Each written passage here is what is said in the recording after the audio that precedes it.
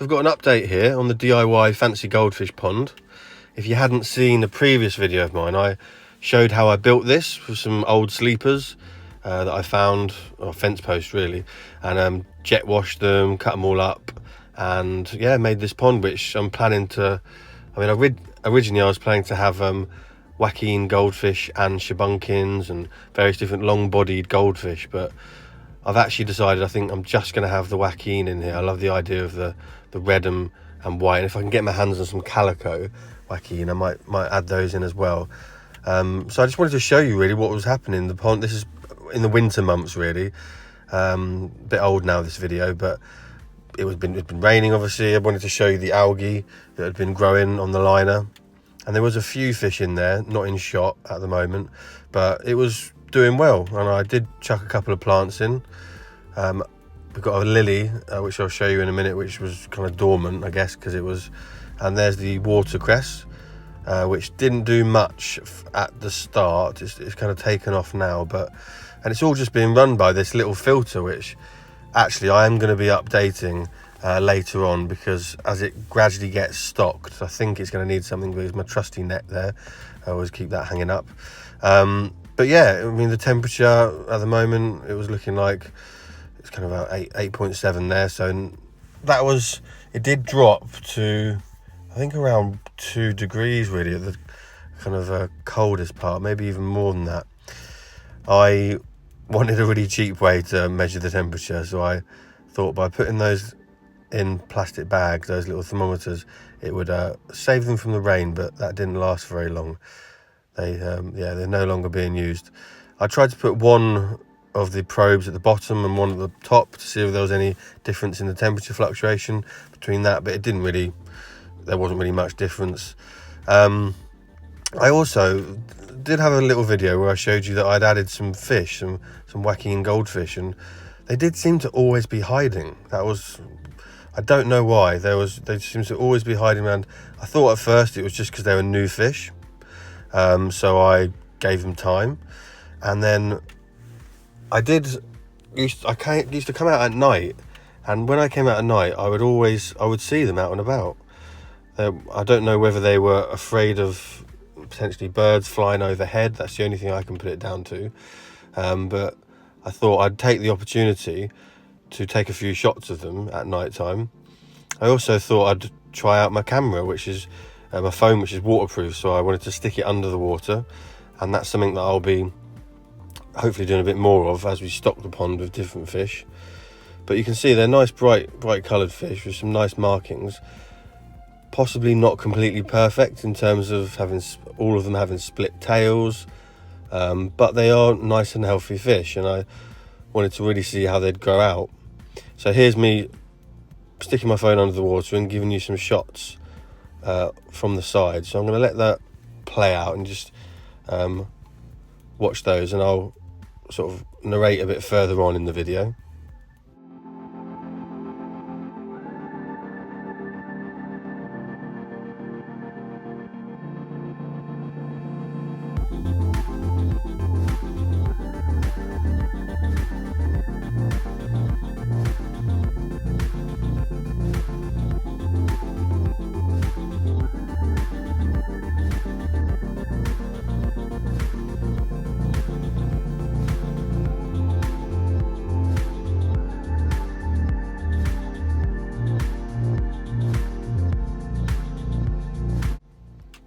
So I thought that was a good shot to kind of include. I don't often get to see the pond fish from the side unless you've got a big glass window, and this pond being quite cheap, we didn't manage to do that. Now, this is where the issues started to come in. I started to get quite a lot of algae. It was blanket weed, and I know that is very common, especially in newer ponds and maybe even established ponds. This is my first pond, so I hadn't really worked that out. But I did get some blanket weed. There was actually a sneaky shot there of some new fish that I got, but it did get quite bad. This was later on, a lot later than the previous video, and you can see that nothing was growing. Even the lily hadn't really sprouted. The rhizome was there, but there wasn't much going on there, and it got to the point where I thought I could try and manually remove it, which is what I do in my home aquariums. You know, I've got to keep a marine aquarium in my house, but it was just causing issues with how much the plants would grow. So I decided to use some of this, and this is what actually my dad uses in his pond. He uses it every year, apparently. He's been recommended it, so I thought I'd give it a go. And this is his pond, actually. I thought as I was just grabbing that, I'd include a couple of shots. It's a bit dirty because he was also treating it, and it's got some lovely koi in there though. And this is a pond that I might also do a little bit of kind of an overview of in the future, trying some individual fish. And yeah, like I say, it's a bit cloudy. He was treating the water, but I just wanted to show you some of the nice fish. He treats it with this particular blanket weed killer, and so I thought I'd give that a go myself. But they are some really huge fish. I thought I'd try and compare them to my hand there so you could see. And he's been quite generous in sort of giving me treatments, things like that, to help me out.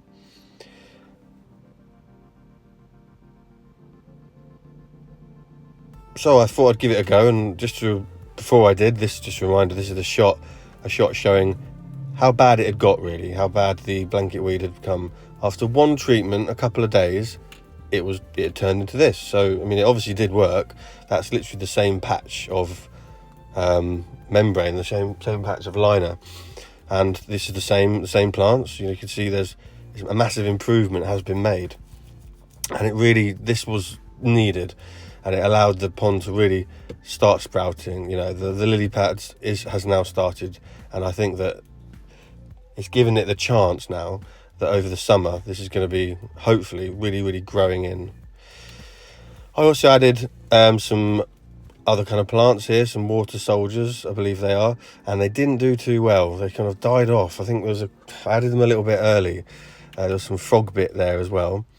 Added those. They did seem to do well, but we'll check in on those in a later video. But next time I am actually going to try and upgrade my pond a little bit. I've got a plan which involves adding a potential extra vat inside my shed, and I want to go into that in a bit more detail. I basically want to give myself more room for fish eventually, and different types of fish. So if that's something you want to watch along, as well as some unboxing, another visit to star fisheries I've got lined up, then yeah, subscribe and hopefully you enjoy.